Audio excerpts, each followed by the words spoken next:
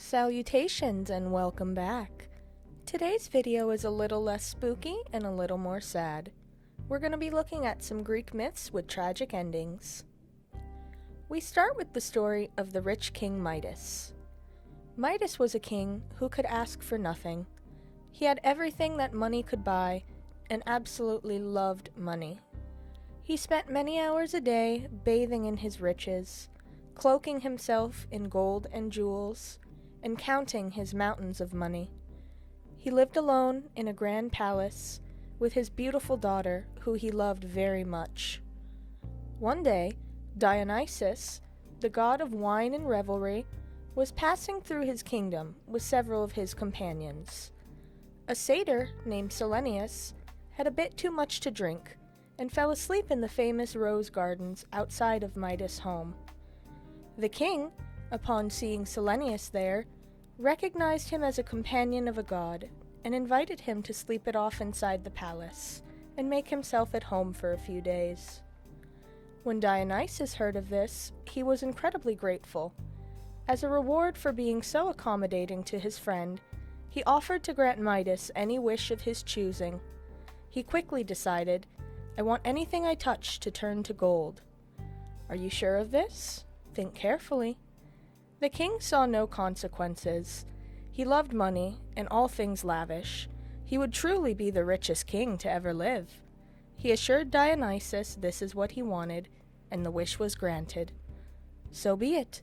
Beginning tomorrow morning, everything you touch will turn to gold." When he went to sleep that night, he could hardly contain his excitement. He woke early as the sun the next day and stretched out to reach his bedside table. His fingertips barely brushed the surface of the wood, and it transformed to gold. He ran around the palace jovially, touching everything he could reach until nearly everything was gold. When he finally settled down, he sat at the table, admiring his handiwork. Midas reached for a rose, and as he brought it up to his nose, it transformed to gold. Slightly disappointed, he put it back in the vase and thought, "No matter. One can still enjoy the delicate scent of a rose without having to touch it."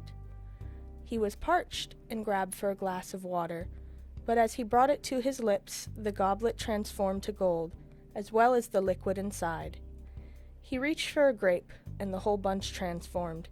He went for a slice of bread, and the whole loaf was a golden brick. At this point, panic began to set in. For one cannot eat golden food, drink golden wine, or sleep well in a golden bed. His mind was scrambling for a solution when his daughter descended the stairs to the dining room. "Father, are you all right?" she inquired. This was good. She could help him come up with a solution. Growing slowly more distressed, he ran to his daughter and embraced her. He voiced his fears, concerns, and asked for her input. She was silent.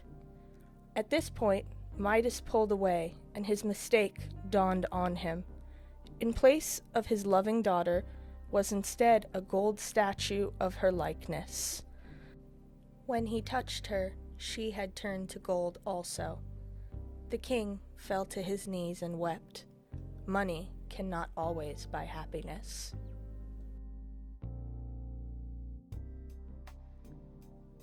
There once was a man named Orpheus. He was a well-respected musician, singer, and songwriter. He composed such melodies and sang in such a voice that he could enchant all living things. Even stones, unliving, unloving stones, would dance to his songs. Orpheus had a wife named Eurydice, who was very beautiful, and they loved each other very much. One fateful day, Eurydice was walking in some tall grass and was bitten on the ankle by a serpent. She died immediately. Orpheus was so heartbroken that he wrote the most saddening and sweet songs that the world had ever heard. Even the gods in Olympus wept at his ballads, and soon they suggested that he go to see Hades, the god of the underworld. Perhaps with his sad melodies, he could convince him to bring his wife back to the world of the living. It was a long journey down.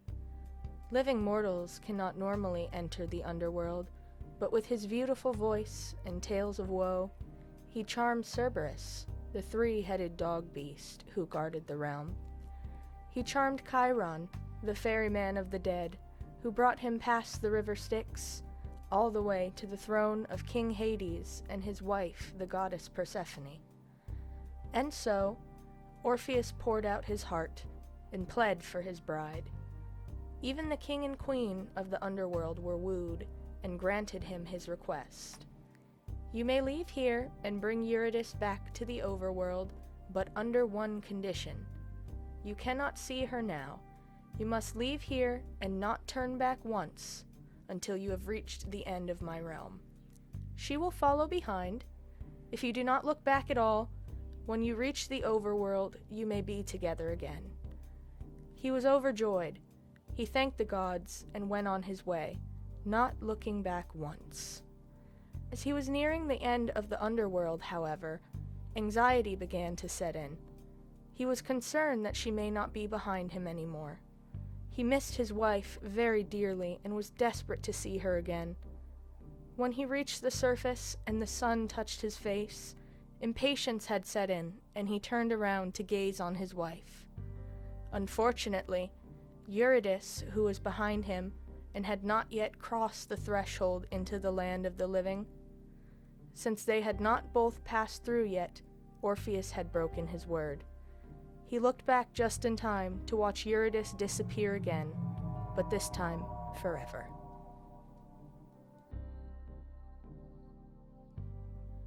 Many Greek myths revolve around promiscuous gods and jealous gods. There is an almost endless amount of stories about Zeus, the king of the gods, cheating on his wife Hera, queen of the gods and goddess of marriage. One such story is that of Semele. Semele was a lovely woman who was having an affair with the king of the gods. Rumor had it that Zeus was actually in love with Semele and would visit her very often. Zeus rarely fell for his muses, which made Hera all the more wrathful towards her. Imagine being the goddess of marriage with a husband who doesn't take your marriage seriously. I think I'd be a bit wrathful too. She came down from Olympus one day to meet Semele, disguised as an old woman. She had become pregnant, and Hera wanted to be certain if it was her husband's child. After some small talk, she soon got Semele to admit that it was in fact the king of the gods she was seeing, so Hera planted doubt in her mind. Are you truly certain he is the king of the gods? He always comes to you as a man, you say. How can you not be sure you aren't being deceived? Semele began to doubt, so Hera proceeded. I have heard that gods cannot lie. When next you meet him, ask him a favor. When he accepts, ask him to reveal himself. If it's true, he has to prove it. Semele agreed, and with that, Hera returned to Olympus. Before long, Zeus returned to see his beloved muse. He was filled with joy upon the sight of her, but she did not seem as joyful. My dear, what troubles you? He begged. Tell me, and I will do anything I can to make it right. She asked him a favor. Anything for you, just name it. If you are the king of the gods, as you claim to be, reveal yourself in all your godly glory and prove it to me. Zeus's eyes grew wide, and he begged her to choose something else, anything else, but Semele did not waver. It is true that gods cannot lie, and he could not go back on his word now. It is also true that mortals could not see a god in all their glory. Hera knew this when she went to see Semele. Upon revealing himself, Semele immediately burst into flames and died. Zeus barely changed back in time to grab the infant and sew the babe into his own thigh until it was ready to be born. This child became the god of wine, Dionysus. The last myth is that of Medusa. Most people know of her, the snake-haired Gorgon whose gaze turned men to stone, slain by the hero Perseus, who used her head as a weapon, even after her death. But not so many know the origin of Medusa and how she came to be this way. Medusa was a gorgeous young woman who swore a vow of purity and was training to be a priestess in the temple of Athena. Unfortunately for Medusa, Poseidon, god of the sea, took an interest in her. This is where the story takes one of two paths and raises the question of if her transformation was a punishment or a blessing. One version says she seduced Poseidon. When things got out of hand and the god took her by force, she cried out to Athena to save her from him. Athena was disgusted that her temple was defiled, and disgusted that Medusa would use her looks to seduce a god and cry out for help when she couldn't handle the consequences. And so, Athena changed her to a hideous beast that no man would want to lay eyes upon ever again. So hideous, in fact, a single glance would turn them to stone. This is the most well-known version of the tale. The other version is that, although Poseidon was interested in her, Medusa stood by her vow of chastity. Poseidon did not care. He still took her by force, and Medusa cried out to Athena to save her. She was pitiful of Medusa's situation, but unfortunately, she could not punish Poseidon, as he was a god as well, and if she tried to bring punishment to Poseidon, it would end up being Medusa's fault nonetheless. Athena is the goddess of wisdom, so she had to come up with a solution.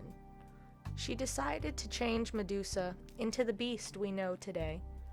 This was considered a way of blessing her, as no man would ever try to take advantage of her again, and any who so much as looked her way would turn to stone. Athena gave her her power and dignity back. She became a deity, a beacon of protection for women in distress. This version actually makes a lot more sense, as Medusa does not turn women to stone, and Medusa roughly translates into protector. These were some well-known Greek myths with tragic endings. Did they pull on your heartstrings a bit? I always found Greek myths fascinating, and it seems the vast majority of them are tragedies. Would you guys like a Greek Tragedies Part 2? Let me know. Until then, stay spooky, and don't get trapped in the basement.